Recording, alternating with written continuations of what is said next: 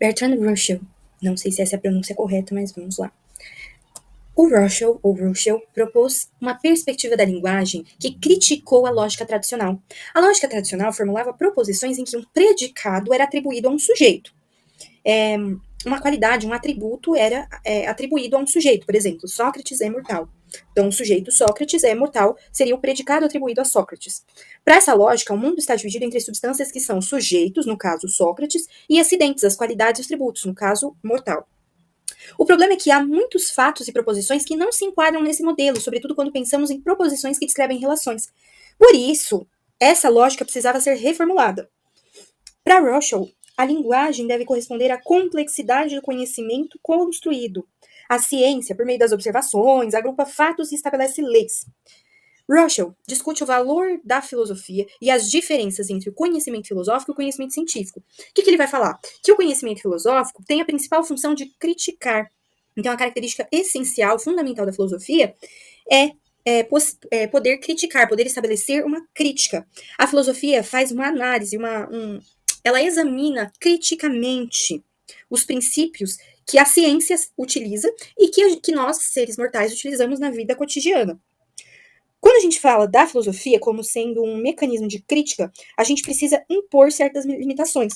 Se a gente adota uma postura totalmente cética e coloca totalmente fora do conhecimento, estaremos requerendo o que é impossível. Nosso ceticismo nunca poderá ser refutado, pois toda refutação deve começar em algum pontinho, algum quê ali, algum pedacinho do conhecimento que seja compartilhado pelos que disputam. De uma dúvida vazia, nenhum argumento pode ter início. Então, se eu tenho uma dúvida vazia, que não tem nada que a complemente, que faça ser uma dúvida concreta, eu não posso postular nenhum argumento a partir dessa dúvida vazia.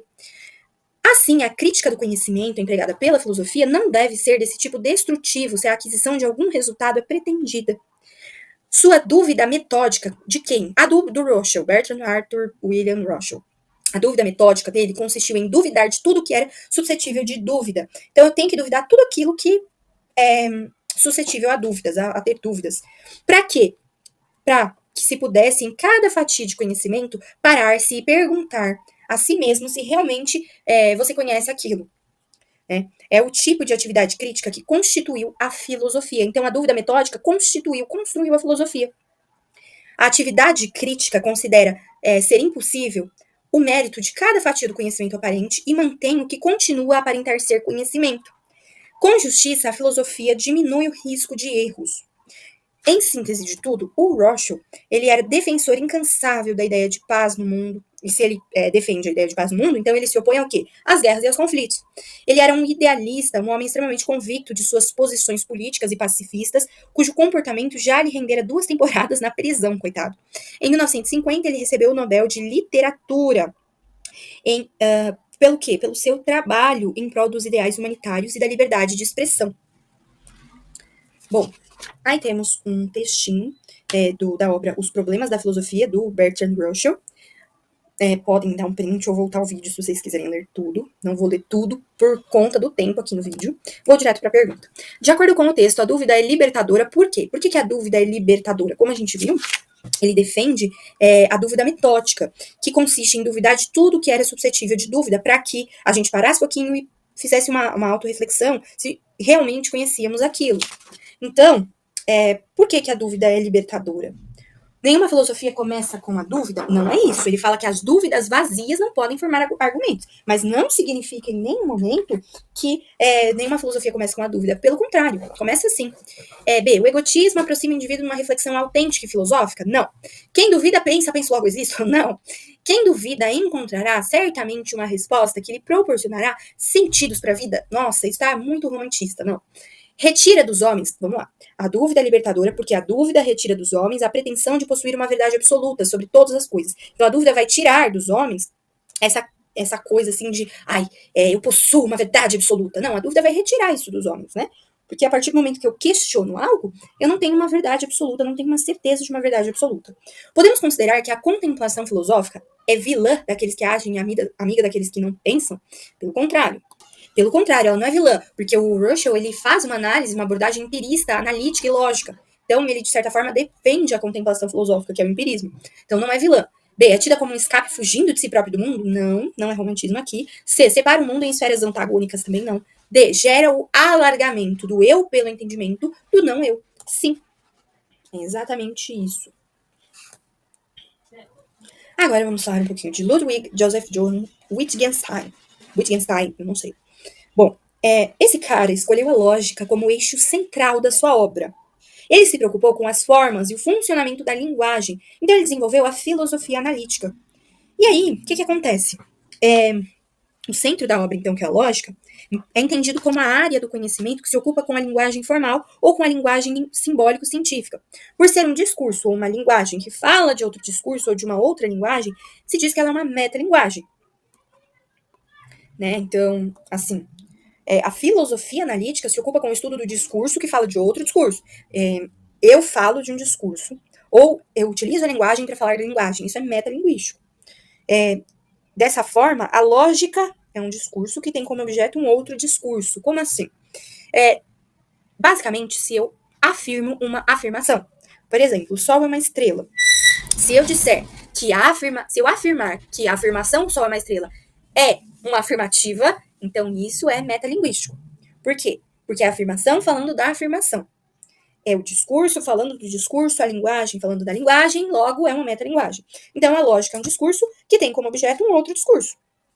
A ideia da lógica como metalinguagem transparece com clareza quando examinamos as teses principais do austríaco Ludwig Wittgenstein, cuja influência seria sentida por toda a lógica do século passado. Ele vai falar o quê? Que qualquer afirmação que tenha significado está cheia de proposições elementares, onde se encontra a verdade ou não da proposição com significado. As proposições elementares adquirem significado porque retratam o mundo como estado de coisas. As proposições da lógica são verdadeiras, independentemente das noções de significado e de estado das coisas. Por quê? Porque não falam de nada, porque se referem a qualquer coisa, a qualquer fato, qualquer significado ou estado de coisas que possam ocorrer ou não no universo. As proposições lógicas são verdades vazias, referidas apenas ao próprio uso das convenções lógicas. Bom, Wittgenstein, ele nasceu em Viena. Aí o pai dele era extremamente influente no campo ali das artes. Só que o pai dele era muito autoritário, rígido, dominador. A família dele era extremamente rica e poderosa. E aí deu uma educação excelente para o filho. O Wittgenstein teve totalmente o acesso à educação. E aí, o Wittgenstein, ele estudou matemática, estudou ciência, engenharia mecânica, depois ele voltou a estudar matemática de novo, e por fim, ele chegou a se aproximar da filosofia com as ideias do Bertrand Russell. Por quê? Porque o Wittgenstein foi aluno do Russell. E aí, o Wittgenstein, ele veio assim com umas conversas pro Russell, porque o Russell e o Wittgenstein discordaram de muitas ideias, ao mesmo tempo que concordaram com algumas. Então, pro Wittgenstein, ele se recusou a aceitar a crença do Russell no empirismo. Ele falou, não cola para mim o empirismo. E como que ele fez essa recusa? Ele estava na sala de aula com o Russell, e aí o Wittgenstein virou pro Russell e falou, ô Russell, olha aqui nessa sala, aonde que tem um rinoceronte. Acha pra mim nessa sala de aula, é possível um rinoceronte existir aqui nessa sala de aula? É possível que um rinoceronte exista nessa sala de aula? Aí o Russell, muito assim, né? Pensando, o que esse cara quer? O Russell virou e falou, olha, eu não tô vendo aqui nenhum rinoceronte. Então o fato de eu experimentar a sensibilização do meu olho, que é a minha visão, o fato de eu ver e não encontrar na minha visão nenhum rinoceronte dentro dessa sala de aula, faz com que o empirismo se erga e aponte para mim que é correta a afirmação da impossibilidade do rinoceronte não existir nessa sala de aula. Então, logo, a partir de uma experimentação, a partir do empirismo, eu afirmo que é impossível o rinoceronte estar nessa sala de aula. Aí o Wittgenstein fala, não concordo, pois eu não concordo, procurei. Aí o Russell foi lá, virou, né, a cadeira, aí olhou debaixo da cadeira, olhou debaixo das mesas, falou, olha, não tem rinoceronte aqui, o empirismo está sendo comprovado, eu continuo concretizando o empirismo. Eu não vejo o rinoceronte aqui, portanto ele é impossível de existir nessa sala. E o Wittgenstein vira e fala, nega ceticamente, terminantemente, que nega as ideias do Russell. Ele fala com certeza que é possível que o rinoceronte exista na sala de aula. Ele fala, você não pode, o Wittgenstein fala pro Russell, você não pode afirmar com certeza que não tem rinoceronte aqui nessa sala de aula. Você não pode, simplesmente isso. Então ele nega esse empirismo do Russell. E aí, o Russell admite, né, que a convivência com o Wittgenstein foi difícil, porque ele era um aluno arrogante e temperamental, ele queria te convencer a todo custo das ideias dele, e o Russell fala que a convivência com o Wittgenstein foi uma das mais excitantes aventuras intelectuais de sua vida. E aí, ele fala, gente, esse aluno é muito difícil de lidar, mas eu não posso deixar de reconhecer que esse cara tem muito talento. Então ele vira pro Wittgenstein, o Russell vira pro Wittgenstein e fala, busca a ajuda de um professor de Cambridge, porque você vai longe, cara. Aí, o Russell discute ainda com o Wittgenstein sobre a lógica matemática, que naquela época era tão complexa que apenas meia dúzia de pessoas no mundo eram capazes de entendê-la. Ainda assim, segundo Russell, em 2 anos, Wittgenstein aprendeu tudo que o Russell tinha para ensinar. Wittgenstein conseguiria convencer Russell de que ele jamais voltaria a ser criativo em filosofia. Era por demais difícil para ele. Somente ele, Wittgenstein, tinha a possibilidade de desbravar o caminho dali para frente. Em sua primeira obra, na obra do Wittgenstein, Notas sobre Lógica, Wittgenstein faz declarações surpreendentes. Ele fala que o A é o mesmo que a letra A. As coisas precisam ser mostradas de forma simbólica. O que o Wittgenstein estava tentando mostrar era que a lógica era a base da filosofia e a linguagem a forma pela qual a filosofia se materializava.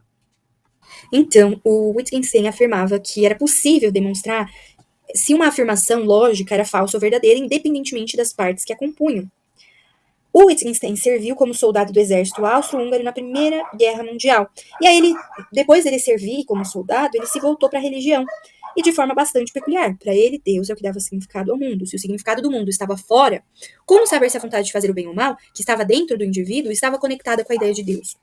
A rendição do exército austro-húngaro levou o Wittgenstein a uma prisão na Itália. Lá ele encerraria sua grande obra, o Tractatus Lógico-Filosóficos. A simplicidade das observações do filósofo é aparente e recomenda-se não se deixar enganar. Lembrando lá das ideias do Sócrates, né, do Descartes e do Nietzsche. O Sócrates ele usou a sentença conhece-te a si mesmo para explicar o acesso à verdade. Como assim? Ele falava que o conhecimento era o caminho para a verdade, era o meio para a verdade. Mas como que vai conhecer a si mesmo? Como que eu me conheço? A busca pelo autoconhecimento era difícil, árdua e exigia reflexão constante sobre nossas ações e nossas opiniões. O autoconhecimento era um processo no qual a experiência poderia nos conduzir a uma mudança radical na forma a partir da qual nos vemos e vemos o mundo. Aí, esse é o Sócrates. Agora, o Descartes, ele falava sobre o cogito ergo sum. O que era o cogito ergo sum? Penso, logo existo. O que essa afirmação tem intenção de transparecer? Bom, penso, logo existo significa o quê? Que a gente pode desconfiar, a gente deve desconfiar de tudo que nos cerca, menos do que a gente pensa. A gente não pode desconfiar apenas do que nós pensamos, do nosso pensamento. O fato de se reconhecer o ato de pensar é uma garantia da nossa existência. Se eu não existisse, como seria possível estar pensando? Esse é o questionamento do Descartes. Por fim, o Nietzsche. Para o Nietzsche, o homem é livre e não deve se submeter às regras da religião. Ele deve ser capaz de discernir e descobrir a verdade, o bem e a justiça, se apoiar em Deus. E se apoiar em Deus é um sinal de fraqueza para o Nietzsche. A morte de Deus, ou seja, o abandono dos ideais cristãos, deixa o homem à mercê do destino e nem mesmo a ciência é capaz de dar conta desse desespero. Agora, voltando para o Wittgenstein, ele chegou no âmago da questão. Qual era o âmago da questão? A linguagem. Por quê? Porque para o Wittgenstein, a linguagem é o retrato do mundo. Só ela pode falar do que existe. E aí, as proposições podem representar o todo da realidade, todos os fatos. Por quê? Porque as proposições e a realidade têm a mesma forma lógica. Elas não podem ser fora da lógica, elas não podem ser ilógicas. Os limites da linguagem são os limites do pensamento, porque tampouco este pode ser ilógico. Não podemos ir além da linguagem, já que fazê-lo seria ir além dos limites da possibilidade lógica. As proposições lógicas da linguagem são um retrato do mundo, e nada mais podem ser. Nada podem dizer sobre qualquer outra coisa. Isso significa que certas coisas simplesmente não podem ser ditas. Sendo assim, o Wittgenstein vai criar um aforismo. Que aforismo? Sobre aquilo de que não se pode falar, deve-se calar. Sobre o que eu não sei, sobre o que eu não posso falar, eu tenho que ficar quieta. Esse é o aforismo do Wittgenstein. Fala-se sobre o que é possível. Se for impossível, se não fizer sentido do ponto de vista lógico, não há como expressar por meio da linguagem. Então, se o que eu disser não vai fazer sentido, então é melhor ficar quieta. Por isso, não se pode, pro Wittgenstein, ele não aceitava que alguém falasse sobre Deus. Por quê? Porque Deus não pode ser falado ou pensado. Deus é inexprimível, é revelado por meio da experiência mística e espiritual. E também a gente também não pode falar sobre o bem e o mal, ou até mesmo sobre o certo e o errado. Também a linguagem da arte se enquadra nessa categoria, uma vez que é, em sua essência, ilógica. Sendo metafórica, uma obra de arte é, ao mesmo tempo, ela própria e algo mais. Dizer de uma obra de arte o que ela exprime é inexprimível, é uma contradição. Então, tudo que é ilógico, que não está dentro do raciocínio lógico, dentro da razão, não pode ser falado. E o que eu não posso falar, eu fico quieta. Para Wittgenstein, o jogo da linguagem consistia em utilizar a linguagem para representar o objeto, de certa forma determinando a partir daí a concepção da realidade. Assim, a função da filosofia era utilizar a linguagem de forma adequada, estabelecendo seus limites e calando-se quando não houvesse o que falar. Suas ideias ainda exercem uma imensa influência no estudo da linguagem e a filosofia analítica foi incorporada por inúmeros pensadores posteriores a ele, posteriores ao Wittgenstein. E nada de modificado. O homem possui a capacidade de construir linguagens com as quais se pode exprimir todo o sentido sem fazer ideia de como e do que cada palavra significa. Como também falamos, sem saber como se produzem os sons particulares. A linguagem corrente é parte do organismo humano e não menos complicada que ele. É humanamente impossível extrair dela, de modo imediato, a lógica da linguagem. A linguagem é um traje que disfarça o pensamento.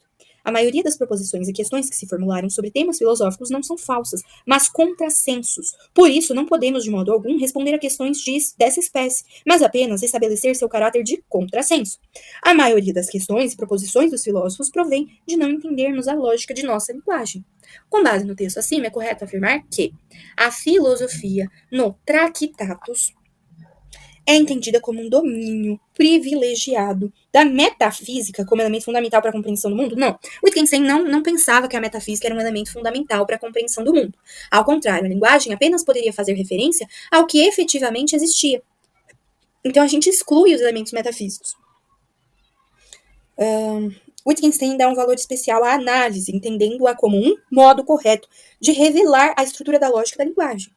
Sim, para Wittgenstein, nem sempre a linguagem expressava claramente a verdade, por isso era fundamental que sua estrutura lógica fosse analisada. A filosofia, para Wittgenstein, deveria se ocupar com a análise lógica das proposições.